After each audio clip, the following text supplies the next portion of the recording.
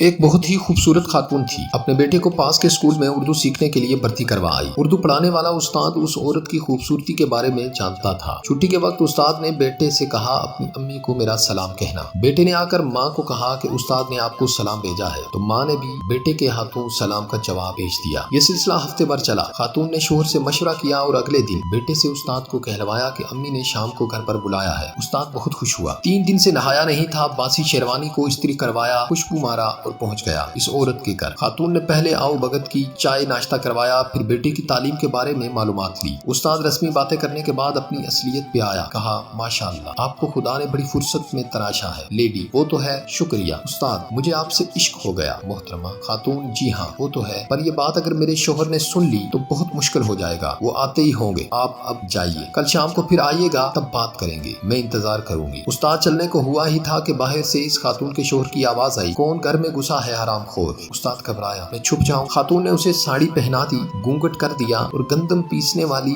پتھر کی چکی کے پاس بٹھا دیا اور کہا آپ اب آہستہ آہستہ گندم پیسیے، میں انہیں چائے وغیرہ پلا کر باہر بھیجتی ہوں، آپ کو موقع دے کر بھگا دوں گی۔ استاد لگے چکی چلانے اور گندم پیسنے۔ شوہر داخل ہوا اور پوچھا کہ یہ کون عورت ہے؟ خاتون، پڑوس میں نئے کرایہ دار آئے ہیں، ان کی بیوی ہے، گندم پیسنے آئی ہے۔ شوہر اور بیوی بہت دیر تک ہنسی مذاق اور باتیں کرتے رہے۔ 1 گھنٹے کے بعد شوہر نے کہا میں ذرا کونے کی دکان سے پان کھا کر آتا ہوں اور باہر نکل گیا۔ 1 گھنٹے تک گندم پیستے پیستے پسینے میں شرابور استاد نے ساڑی اتار کے پھینکی اور آنن فانن وہاں سے سرپٹ بھاگ گئے۔ 15 دن بعد عورت کے بیٹے نے اسکول میں استاد سے کہا ماں نے آپ کو سلام بھیجا ہے۔ استاد گرجے، حرام خورو، آٹا ختم ہو گیا؟ کیا 20 کلو آٹا کھا گئے ہو جو اب دوبارہ سلام بھیجا ہے؟